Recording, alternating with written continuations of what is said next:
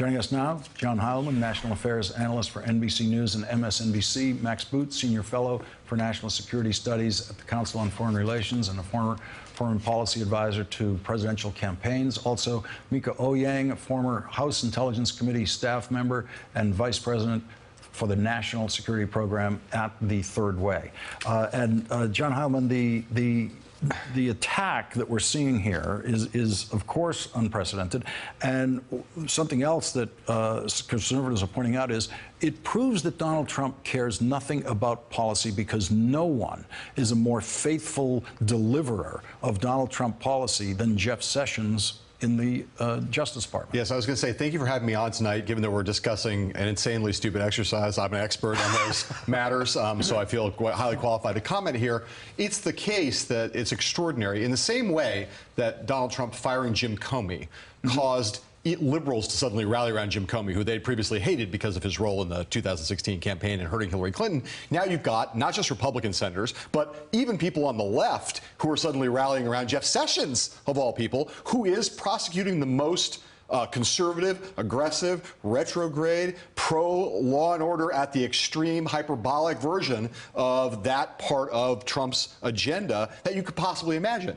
It's part of the thing that gives him some political cover with the administration. In addition to the senators and the Republicans who are institutionally and personally fond of him, he's also someone who has this wiggle room to fight Trump, because the reality is that the Trump base loves Jeff Sessions on the merits that they care about, on immigration, on these law enforcement issues, right? But it is certainly the case that Trump seems to be, just does not seem to care about any of that, at least so far. There is some reporting that suggests that he may be moderating, he may have expent his rage over the last couple days. But when I read, as I've now read in the Washington Post and the New York Times tonight, that Reince Priebus and Steve Bannon are telling him, don't do this. Yeah. I remember the last time that Reince Priebus and Steve Bannon and Reince Priebus told him not to do something, which was don't install Anthony Scaramucci as communications director.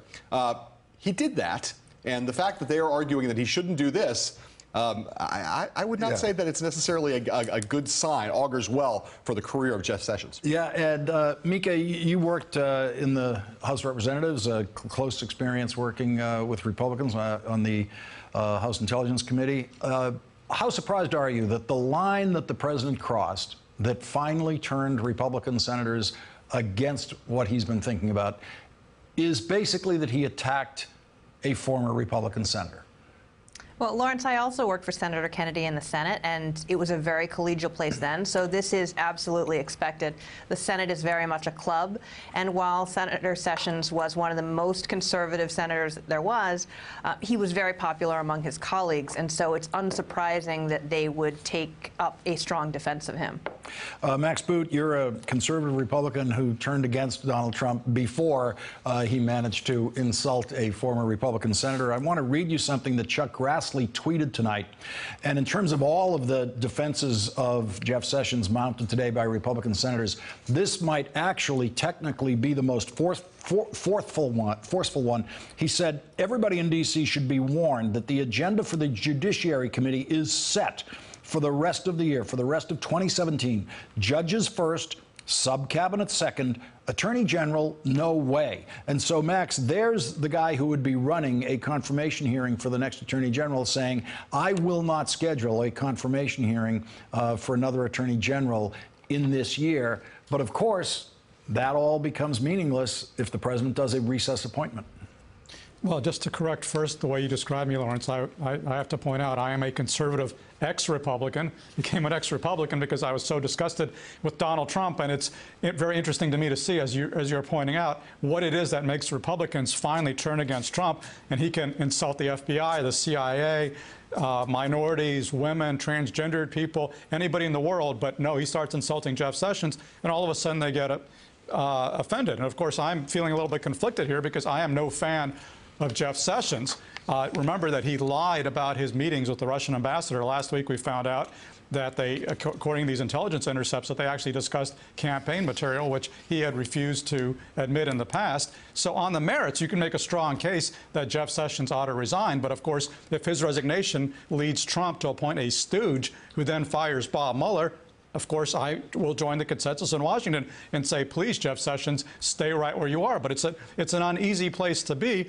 And I think what we have to keep in mind here, not lose sight of, is that what this is all about is how scared that Donald Trump is of the Bob Mueller probe, how scared he is that Mueller is going to uncover more collusion with Russia, how scared he is of what Mueller will find in his taxes and his business practices, so much so that he is willing to basically trash one of his closest allies and take on the entire establishment in Washington, because he thinks that might be a better course for him than allowing the Mueller probe to continue. That's a very, very telling indicator. John, Max's point couldn't be more important. Everything that the president does in this arena is the behavior of someone who is completely guilty. If you're looking for a logic to it, it is logical that he gets rid of Comey. It's logical that he tries to fire the special prosecutor if he's guilty. Logical that he explores pardons if he's guilty. Yeah. All of that's right. The one thing that's not rational, and it's interesting right now because I'm told that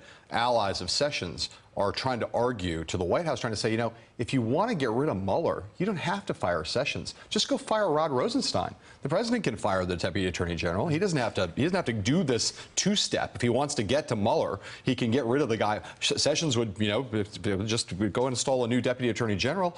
You could get this done in a different way. It speaks to, yes, there's a lot of indications the way he's behaving that he is a man who is afraid, and a man who, again, our behavior is that he's guilty. But there's also this core of irrationality to it. He's just angry at Sessions for having done this recusal. And his anger even seems to be clouding his judgment about how to get to the kind of movement that he really wants, which is the ultimate end game here, which is to fire Mueller, I think. And in a tweet today, the president found fault with Jeff Sessions for not doing something that is not within Jeff Sessions' power, but is within Donald Trump's power. He said, why didn't AG Sessions replace acting FBI Director Andrew McCabe, a Comey friend who was in charge of the Clinton investigation, and so forth? And Mika, of course, that is a presidential power. That is not the Attorney General's power. That's absolutely right. And it's sort of ironic that Donald Trump is complaining about Andrew McCabe's wife receiving political contributions from Democrats when Donald Trump himself has given excessively to Democrats in campaign contributions over the years. And so all of these critiques of the Mueller team and their past campaign contributions, suggesting that they are unable to be objective when they have been professional lawyers throughout, is really stunning given his own political contribution history. So, Max, when there's been a lot of speculation in the past about what will Republicans do if, or where is the breaking point. There are Republicans who are kind of suggesting that their breaking point would be the firing of Jeff Sessions, but scheme it out for us. Let's assume that the president either forces a Sessions resignation in August or fires him in August and does a recess appointment.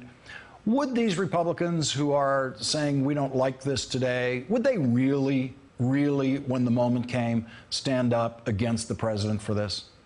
Well, that's the big question, Lawrence, and they have not really stood up to the president on just about any issue to date. So the question is, would this be different? I think one way you could maybe avoid this is by not having the Senate go into recess, so at least not give them the opportunity for a recess appointment. But what's kind of troubling to me here is that all these senators are drawing the red line around Jeff Sessions' job, whereas to my mind, the actual red line is trying to fire Bob Mueller.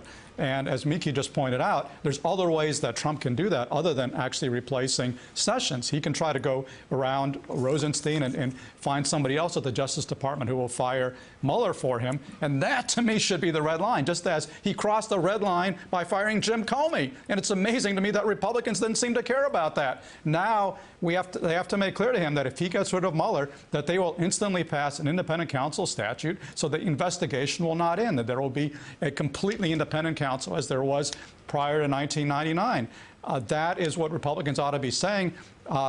You know, the issue with Sessions is only part of it. I think the red line really ought to be Mueller, and I wish they would speak out more on that subject. John, quickly before we get a break in. Well, here's a question for you as a Senate expert, right? There's a line in the New York Times report tonight that says that Senate leaders made clear that they would block Mr. Trump from replacing Mr. Sessions if he tried to do so during the recess. What are the mechanisms that the Senate has? You know way more about the Senate than pretty much anyone alive.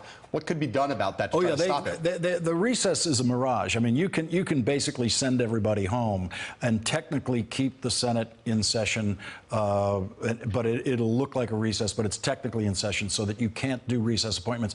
Mitch McConnell did that, in fact, so that President Obama couldn't do recess appointments at certain points. So that's definitely a strategy, and that would be completely up to Mitch McConnell to do that. There's a very tricky way that the Democrats might also be able to keep the recess from actually becoming a formal recess that opens up this hole. So this may be the answer to your question, which is they might be able to stand up to Trump without actually having to stand up to Trump. The passive standing up to Trump. Right. That could be it. John Heilemann gets the last word on standing up to Trump with Republicans tonight. Really appreciate it, John. Mika Ouyang, thank you for joining us. Hey there, I'm Chris Hayes from MSNBC. Thanks for watching MSNBC on YouTube. If you want to keep up to date with the videos we're putting out, you can click subscribe just below me or click over on this list to see lots of other great videos.